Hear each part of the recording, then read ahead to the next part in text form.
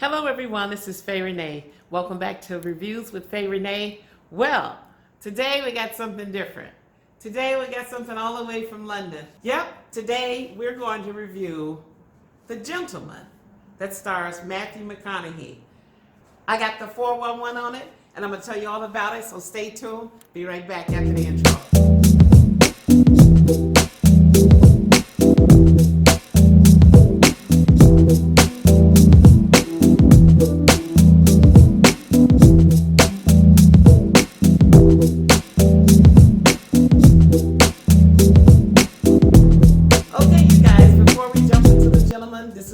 You to subscribe. If you've never been to my channel before, you're in for a real treat. Hit the red subscribe button once and check the little bell and you'll be notified whenever I drop a new super unconventional crazy video. So let's do that and then let's jump off into The Gentleman. Let's go. Hey, The Gentleman was star-studded. Let me read you some of the credits. The Gentleman starred, of course, Matthew McConaughey as Mickey Pearson, Charlie Hunnam as Ray, Michelle Dockery as Mickey's wife, Rosalind Pearson, Jeremy Strong as Matthew, Colin Farrell as Coach, Henry Golding as Dry Eye, Tom Wu as Lord George, Hugh Grant as Fletcher, Eddie Marsan, I love him, as Big Dave, like he's big, and Jason Wong as Fuck, P-H-U-C, Fuck, I mean, that's how you say it. Now, this is a Guy Ritchie production, so you know Guy Ritchie. It was directed by Guy Ritchie, and it is written and produced by Guy Ritchie and others. Okay, so guess what? The Gentleman turned out to be a complete surprise. It wasn't what I expected at all. However, I found it to be a sort of tongue-in-cheek action comedy, sophisticated comedy at that. And that was good, but it just wasn't what I had expected. You never can tell from these trailers. I'm telling you, you really can't judge a book by its cover. Okay, basically, the premise of the story is that our main character, Matthew McConaughey, is Mickey Pearson. Mickey Pearson is a well-known drug lord kingpin of marijuana, of all things. He's known throughout the world. He lives in London. He made his money in London, so some call him an expatriate. But nevertheless, Mickey Pearson is done now. He wants to get out, cash out, call in the chips, sell it all. And that's when all hell breaks loose. I mean, seriously. Everybody and their mama is coming after Mickey and creating all kinds of schemes because they want his business and they want him out of it one way or another. Mostly to blackmail Mickey. It's funny because the blackmail is to not tell all the dirt that they know him, which is traditional blackmail, and also is to blackmail him about things they're fabricating on him right in the movie. They go to no expense to try to take down Mickey now that it's up for grabs. So it seems. But Mickey is one sharp fellow. You know Matthew, he ain't gonna play no dumb role. So it's all out war to take over Mickey's business by any means necessary.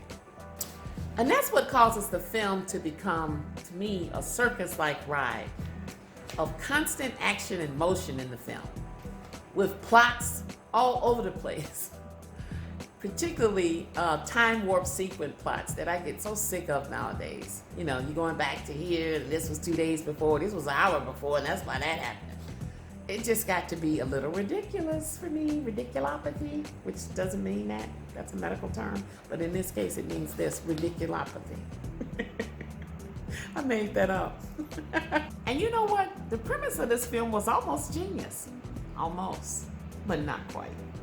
I found it lacking because honestly, I got bored with the predictability of it. Now, I couldn't predict what plots they were coming up with, but I could predict the particular circular pattern of plots that they were doing. And I got sick of it. I kept thinking, okay, here's another one. So that's not good. It was too routine. And I could predict the patterns. And I guess that's crazy, but for me, that was not good. However, the general audience that I spoke to seemed to like it. Some people were really enthralled and really liking it, and some people were like, it was okay, it was all right. So it was generally accepted. But when people are acting like that, when they've got some hems and haws, there wasn't an overwhelming, wow, I loved it. Although I read some critics that I don't like to do were saying that. I didn't see what they saw, but then I'm Faye Renee and they're whoever they are, so whatever. I just get bored when the film gets predictable and repeats itself. It's like, you've already done it. We got it already, okay? We got it. We got the message. I seriously would have just preferred a straight up comedy drama that had a more straightforward plot that wasn't predictable to follow. I think that going to the movie should be a totally relaxing experience. I think that you should go and enjoy yourself, be engrossed in the movie, and feel really good about it. Say, wow, this is good. You know, and that was good when you leave. I don't think it should be so much hard work. This movie was hard brain work in a weird sort of way, because it was a little bit difficult to follow. And that was just too much, unless that's what you go to the movies for, but I don't. It was a total mixture of who's after me, who done it, and how. Are they gonna do it? Did it happen? Did it really happen? Did I thwart it? Maybe I did, maybe I didn't. So that's just too much work. So there you go. That's The Gentleman. Now for final thoughts. Okay, so while The Gentleman was not quite what I had expected, overall it was a sophisticated, adventurous ride type of a film.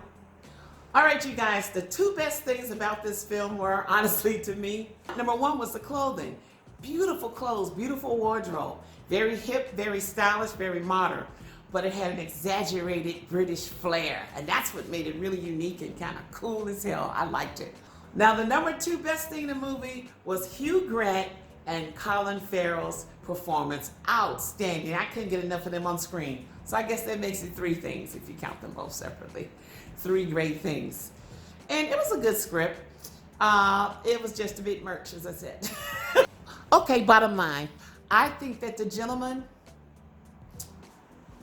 tried a little bit too hard to be sort of a Knives Out. And I'm sorry, they fell short a little bit of a knife. So I give The Gentleman a 3.5, and it's worth the trip. And that's it. That's all for today. Hey, and remember, check out our new website, www.reviewswithfayerenee.com. It's got everything you've been looking for. Check it out. And if you've seen this movie, The Gentleman, there's so many mixed reviews. I'd really be interested to know what you think. Let me know your thoughts in the comments. If you see The Gentleman, let me know what you think. This is Faye Renee. Have a wonderful good night. Bye. Hey everyone, thanks for watching the video. I hope you enjoyed Reviews with Faye Renee. Please hit the subscribe button, and I'll catch you next time at the movies.